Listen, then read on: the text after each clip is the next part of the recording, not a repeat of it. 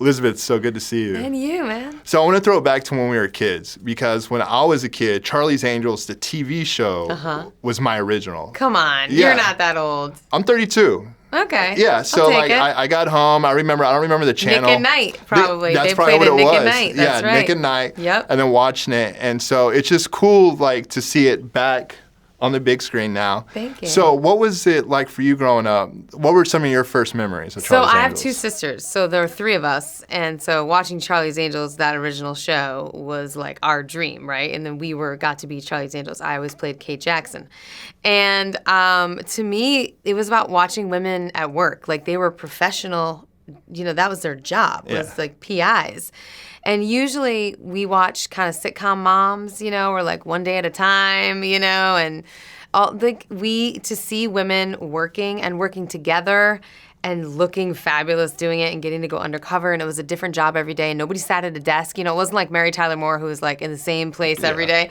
These women were like living the life in California, which was like the most foreign idea to me as a kid from Western Massachusetts. Yeah, it was like a female James Bond. That's what I Totally. enjoyed about it. Yeah. So what's crazy, like, going back, for me, is to think that it's been 20 years since the original Charlie's Angels movie. Yeah. And so when you were developing this, what made you think to do a sequel instead of doing a fresh reboot? So I just feel like, as a woman and as a feminist, that I'm standing on the shoulders of everyone that came before me, right? Like, all the opportunities that I'm getting right now are because so many women like knocked on doors before me. I like to tell people, like, it was not my idea to turn Charlie's Angels from a TV show into a movie. It was Drew Barrymore's idea, and it was a great idea, and I'm just building on that. And so I wanted to honor all of that in the movie, and I wanted to do it mostly for the fans. Like, I'm a fan of the entire thing, and I wanted to add to it rather than pretend none of that happened. It's like, no, it's just like, let's create a universe in which this all happened.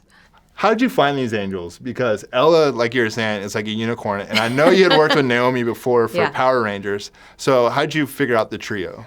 It was a nice puzzle to put together. I wanted to be really representational with the casting. I wanted, especially young women, to feel like they could see themselves in the movie. And because we were grounding the movie and the action of it, I needed girls who were really relatable. And I feel like both Kristen, who just lives so authentically and is just like such a amazing human being and actress, she was going to ground it for me.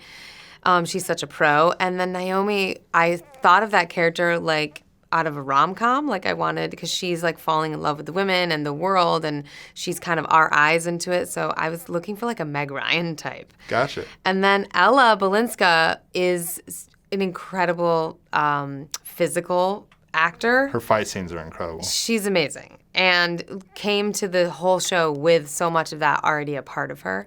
And I felt like offering the audience this insanely credible action heroine for a new generation. She's the new Angelina Jolie. Like, she's absolutely.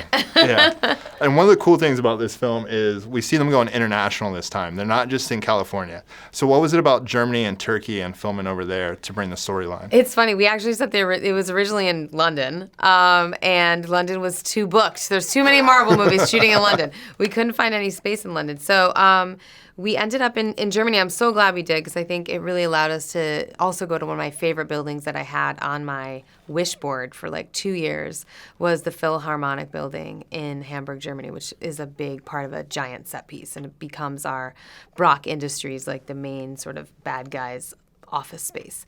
And I don't think we would have ever been able to do that if we didn't go to Germany. So that was just fortuitous.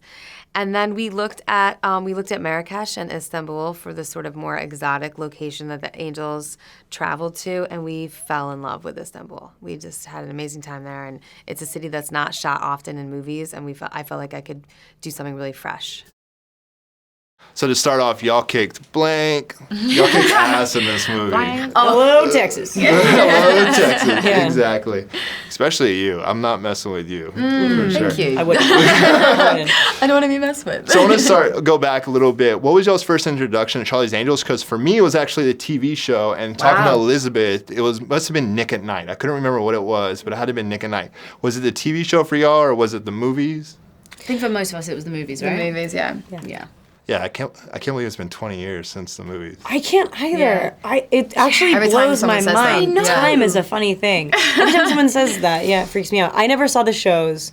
I knew about them. I knew that the Yes. movies were based on something iconic. Yeah. Like you've seen pictures of Farrah Yes, Fawcett exactly. with the hair and like the Exactly. Nikes. And you do see like the odd sequence and you know the The song. Yeah, exactly. But I was really attached to the Drew, Yeah, Cameron, same. Lucy Yeah. ones. That was our generations. Yeah. Although I was watching an episode of the original TV show the other day, and Farrah Fawcett's hair just didn't move, even when there was wind in the scene, like they were on a boat. And I was just like, wow. I was just a lot of hairspray. I want to talk about the first day of shooting, because this is your first big budget film, is that correct? Indeed. So you had to have been a little bit nervous. So what was it like meeting these two?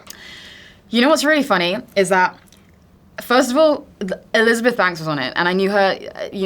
I didn't just walk on set and it was like, nice to meet you. Having worked with her in like the audition process, straight away I knew I was in safe hands. And then I met these guys maybe 3 weeks before we started shooting. Yeah. And like you just said, it was like a trust fall of just, okay, these guys have got me. And then, which kind of meant going on to set. And I knew my character, and I kind of knew, I knew all those bits.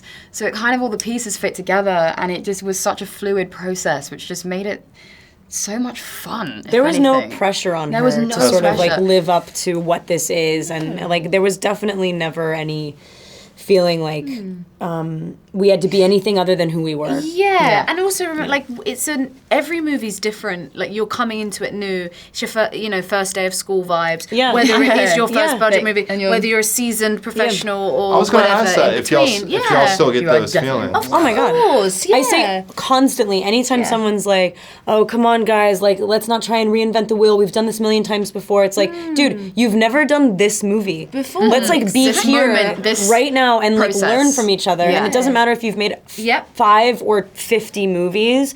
Like, every time you make a movie, it's because you have questions to answer. Exactly. And, And we that learn should from be a her meditation. just Yeah, as much constantly. as, Constantly. absolutely. There's a lot of action and firepower in this one compared to the others. Did y'all have weapons training coming into this thing, or? She had a lot of weapons trainings. Trainings. Trainings. And, I had trainings. Yeah, me not so much. I'm a pretty like natural, impulsive, present person, so I feel like I did okay. But the whole like gun wielding thing, naturally, culture. I was like, well, this is weird and heavy. She was really good at it, and like is an athlete to begin with, and has weird trainings that she'll talk about right now. Lightly touch on it, but We're from Texas, so we enjoy this stuff. There we go. I'm qualified with an IPSC black badge, which is essentially approves you for handling weaponry in a safe fashion, which was kind of just the thing that I just was the most important thing for me. Every bullet in our movie, by the way, is accounted for. Yes, Do you know what I every mean? Like we're not single like one. shooting up everyone. Every it's like single one. responsible firearm. Every single one. Dealing Yes. is like Also, very important. With them, I will also say that I remember when we were in the car together and talk about learning from, and you said as much as when it came to that sort of stuff, I'd never seen a gun before. So, no, maybe I'd seen actually when I went to Dallas. There we go. That was the first time. Second time I've ever seen a gun. And like Ella, obviously you have to be very careful and blah, blah, blah. And I just felt so safe with her. Yeah, same. And like she'd always have to show me that there was like nothing in, and kind of, she knew that I wasn't like super comfortable with it. And I honestly never felt so safe, the 23-year-old British girl, but like she's the one I felt so safe with. But yeah, I'd done a little bit of training, not weaponry, but more just kind of like fighting stuff for other movies, but I didn't need it as much in this movie.